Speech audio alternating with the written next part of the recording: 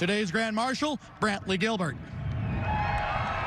Atlanta! Y'all ready? Go Dogs. Drivers, start your engine!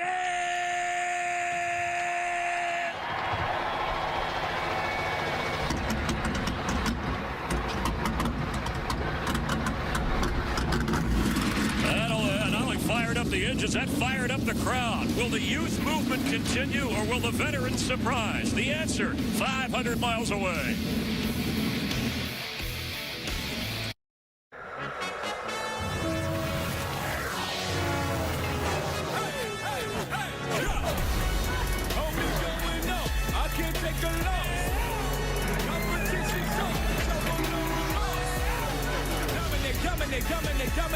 Dominate. Crash. Atlanta, heartbeat of the South. Let's do it, boys. Have a good day down there, fellas. Have some fun. It is a beautiful, sunny, if windy day, south of Atlanta, Georgia, Atlanta Motor Speedway, site of today's Folds of Honor Quick Trip 500 on Fox. Well, we started 2022 with a whole new race car. 4 races in. Why don't we add in a whole new racetrack? Third time around for Atlanta Motor Speedway, now very steeply banked. In a season of surprises that has given rise to some new faces running up front and in victory lane. Hi, everybody. Mike Joy with a couple of familiar faces. Hey, Jeff Gordon guys. back in the Fox booth, now the vice chairman of Hendrick Motorsports, and my usual partner, Clint Boyer, both veterans of the NASCAR Cup Series. But, Jeff, this is not the Atlanta Motor Speedway that you remember. For everybody, even in the field today, as long as I can remember coming here to Atlanta, it was an abrasive track. It chewed up the tires. You were slipping and sliding around these big corners. Now, brand new pavement, lots of grip, a new type of package for these cars where they're going to be running that super speedway, lower horsepower, lots of downforce. Now they're going to be 3 wide every single lap, maybe 2 wide every single lap. They're going to be bump drafting. It's going to get wild. Hold on tight. Tighten up those belts, boys. Oh, you bet. Now, this track has been reconfigured. It's now the steepest banked 1.5 mile speedway in America. It should race like Daytona and Talladega. The folks here hope. Clint, how much of Daytona is going to translate to today? Well, I think Marcus Smith, the vision was there. He wanted to add another name, another track name to that list, that plate style racing super speedway, and I think he has nailed it. Perfect blend. I think you've seen pack racing in practice. Xfinity race was wild. Jeff, you said it, 2 wide, 3 wide, but the collaboration of how that happened. iRacing, believe it or not, came to the table, designed this racetrack, let their racers race on it, actually, all virtual, nailed this racetrack. I think we're in for an action-packed race, and these boys, I'm telling you, every one of them are nervous about this race, and that tells me it's very good reason. Hold on tight. Well, practice yesterday caused a surge in ticket sales yesterday evening. Here is one reason why. Joey Logano, who was in the booth for yesterday's Xfinity race, we're going to visit with here on the Pace Laps. Let's dial him up. Hey, Joey Logano, it's Boyer, Gordon, Mike Joy up in the Fox Sports booth. You got us? Loud and clear. All right, buddy, man, you were up in the booth for Xfinity race yesterday. What a wild race there is. I was curious, what did you learn there, and what can you apply to this race today? I learned some things. I'm not sure how much it will apply today. Those Xfinity cars have never been more different than these next-gen Cup cars. So I think we'll be learning as we go here, even when it comes down to the choose your rules and restarts and what lanes are going to go, and how much draft is coming into play versus handling. I think we're going to figure it out as we go here. So we got 500 miles to do that. Hopefully the whole Shell Pennzoil Mustangs up front at the end. Hey, Joey, this is Jeff. You're one of the best on these types of racetracks, at least Daytona and Talladega. I know it's a little bit different here on the 1.5 mile, but, how aggressive do you think you could be? We see a lot of bump drafting. We see those Fords can really lock bumpers. How much of that do you anticipate doing here in the first half of this race? I think you may bump draft on the straightaways. I'm not sure you're going to want it in the corners that much. The cars are definitely a lot more on edge than what they are in Daytona, Talladega. So I don't think outside of the first corner you're going to see much push draft and unlocking bumpers. Well, man, good luck. We're going to be up here watching. We're looking forward to it. All right, have fun. All right, here's your Folds of Honor. Quick Trip 500 starting grid set by NASCAR, the point metric and last finish. So Chase Briscoe, our last winner, is on the pole with Ryan Blaney. The first of 3 wins last year for Blaney came right here. We just spoke to Joey Logano. Kyle Busch, his next win will tie a record for most consecutive years with a victory. Row 3, Tyler Reddick. He is a sleeper pick every week until he wins. And Chase Elliott, the only Georgia driver to ever win here, was his father, Bill.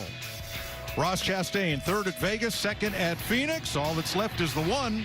Kevin Harvick on a long winless streak. His first Cup win came here. Maybe his next one will too.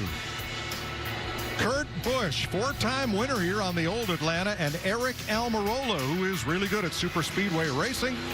Hendrick Chevys for Alex Bowman and William Byron in row 6, as they and the rest of the field will scroll across the bottom of your screen.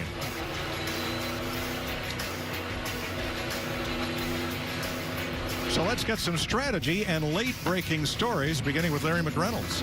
Well, Mike, this is a whole new game. I had to just toss my Atlanta setup book out the window. But one book I had to hold on to was my strategy book. The old Atlanta, it was simple. That caution fly, 4 Goodyear tires. But now I have to handle it like a super speedway. I want that track position, and I have to do all the moves on pit road, Regan, to keep my driver up front and out of harm's way.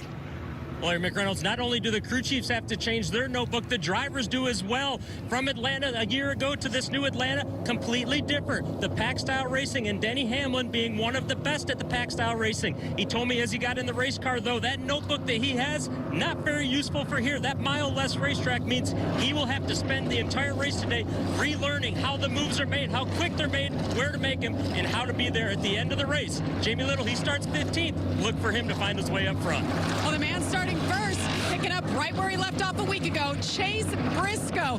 Boss man Tony Stewart here sitting on the box watching his driver, the most recent first-time winner. Chase told me, though, today's race will be the most mentally challenging of his career. He said he felt like he was going 400 miles an hour in practice. Everything is happening so fast, and that the one key to remember today for Chase Briscoe, remember to breathe. Mike? Thanks, Jamie. They have checked pit road speed, and they form up out of turn number 2. Here are the changes recently made to Atlanta Motor Speedway. Finally repaved but reconfigured. The banking was increased 4 degrees. The backstretch and the front stretch were both, well, the back was narrowed, the front was widened a bit. The corners were significantly narrowed with a new 18-degree apron. And Daytona Talladega style rules, the double line is out of bounds. You cannot pass below the double line or send someone below that double white line. And I think that's so important when we get down to the final laps of this race, you know, a restart. We saw it yesterday, the Xfinity race. A block, anything like that, you can't force them below that yellow line, and you can't advance your position below that white line. I already told him myself, yellow line is at Daytona. It's definitely a white line. Daniel Suarez will have our Tootsie's cam, and he's wearing our Fox visor cam. That took a bit of engineering and work to do, and we appreciate Daniel's efforts in changing his tear-offs to accommodate for the late-day sun to be able to do that. You saw all the mirrors inside that car for Daniel Suarez. These guys are going to be using everything at their disposal to see that view behind them, as well as that spotter on the roof. Thanks to Billy Scott and the 2311 team for allowing us a rear spoiler cam on that's a great Busch's shot. car. Ryan Blaney with a front bumper cam starting from the front row. That's the pace car just ahead. Blaney's going to be tough here today. Good on these style of tracks. Austin Dillon, our Coca-Cola Zero Sugar cam, rolling from 17th.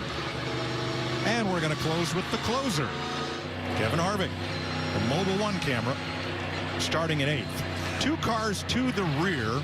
Brad Keselowski, unapproved adjustments after inspection. And Harrison Burton, the Wood Brothers Ford, failed inspection a couple of times and will also have to start out back. Chase Briscoe, our most recent winner. Here is he and his crew. Yeah, fast for everything starting that season off. Obviously, showed what we can do, and we executed all day last week. So trying to do it again today. Obviously, Joe, today will be a lot on you. Just be aggressive, do your normal deal, be just fine. Appreciate everything you guys do for me and the team. So make it a good one. Don't you just love it when you get that first win? All of a sudden, it comes a confidence. Oh, yeah. 'Cause now he's turned into a leader of that team. Well, I think, and it's such an important thing. That big win gave him the #1 pit stall, gave him that front row starting spot today because it rained qualifying out. Such an important thing, that momentum swing that it helps him do, and you heard that confidence in his voice. Very alive. Today's race, 500 miles, 325 laps, and the stages here are nearly equal. 105 laps, 105, 115. 45 down pit road. Larry tells us the fuel window is 64 to 70 laps, and we'll have a competition caution at lap 45. Nice crowd on hand as we take the green flag in Atlanta.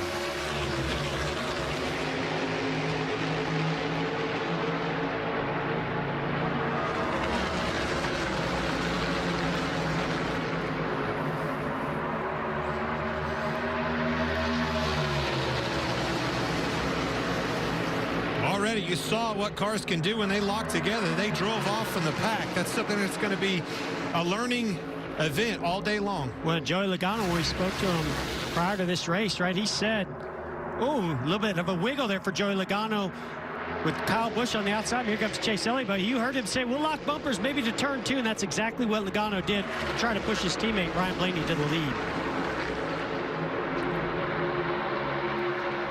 Blaney led that lap. Briscoe now out in front. The first thing I notice when I look at this track, you can definitely tell when they get to the corners, it's just narrower. It's a little bit more narrow than what we have at Daytona and Talladega. And asking 3 wide or a 4 wide situation out of here, look out. Briscoe leads lap 2. Look at this funnel down that straightaway, and the track narrows up to turn 1. Yeah, I got a chance to go around the racetrack earlier today in a pace car, and I got to tell you, turn 1, especially the speed that these guys are running inches away from one another, when you get to turn 1, it feels like it's one car width wide, but yet they're 2 wide, 190 miles per hour.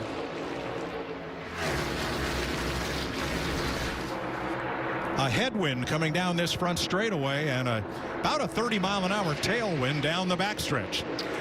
There's so many things going on already. I think, you know, when you start talking about a super speedway type of racing, one of the things that you notice is accordion. The thing on accordion, the guy slips up a little bit, it'll stack that line up, and now all of a sudden the outside or inside line, whichever one was the opposite, will start prevailing.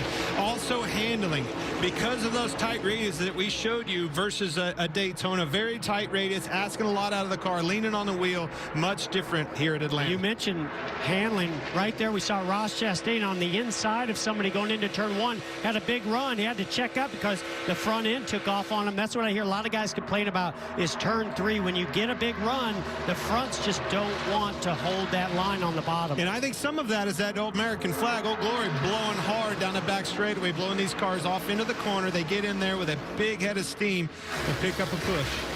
If there's a car on the outside of you, you're going to be in trouble. Start to see that outside line start to get a little more organized. Now, yesterday in practice, everybody tried to stay around the bottom of the racetrack. In the Xfinity race, everybody ran the top. I'm going to go wherever that guy behind me is. Yeah. But again, it goes back to that super speedway type of racing. You know, what's behind you, that run, and how many cars, more importantly, are in that line is where you need to be. Well, that was a fun thing to watch right there. Joey Logano got a big push from Kevin Harvick down the back straightaway and took that momentum to see if he could clear his teammate Ryan Blaney, but as you can see, didn't work out. Here comes a pass for the lead. Kyle Busch moving to the inside of Chase Briscoe. And here comes that whole inside line with that momentum down the backstretch. Yeah, I really thought we were about to see this outside lane form and go single file. Boy, that only lasts about a half a lap. See, Chase Elliott got to the rear bumper of the 18, gave him a big shove. Look at the draft that these cars create down this front straightaway. Well, that's something you don't see a whole lot at a place like Daytona, Talladega, where you get that kind of a run and complete the pass. 3 wide. All the way down to turn 2. From turn 3 to turn 2, they had Kevin Harvick stuck on the outside, and they were 3 wide. It's working that line. Again, working the mirror. Listen to your spotters, trying to figure out where that momentum is coming from, because you saw the advantage of having a big push like that pushed Kyle Busch to the lead. Here's what we saw a lap ago. Harvick pushed up high, and here they come. Yeah, it almost looked like Joey Logano moved up the racetrack a little bit. Kevin had to maybe make an evasive move and lost momentum, and then that's when they went 3 wide. Dropped him all the way back to 11th. William Byron running in 9th spot. He's up 3 positions from the start. Jamie? And Mike William told me he watched both races yesterday, Xfinity and trucks, and he loved to see the track widen out. He said that gave us a lot of confidence because yesterday he just didn't feel secure enough to push it. Now, today, they made some changes accordingly, and he said this car is so much better. And Mike, it's interesting. They brought their super speedway cars, so from Daytona, but they have an intermediate style setup on it. Very different, something we haven't heard before in NASCAR. That's true. A 1.5 mile super speedway. 2 lanes of the draft working. With 10 laps complete, Kyle Busch out in front of the field here in Atlanta.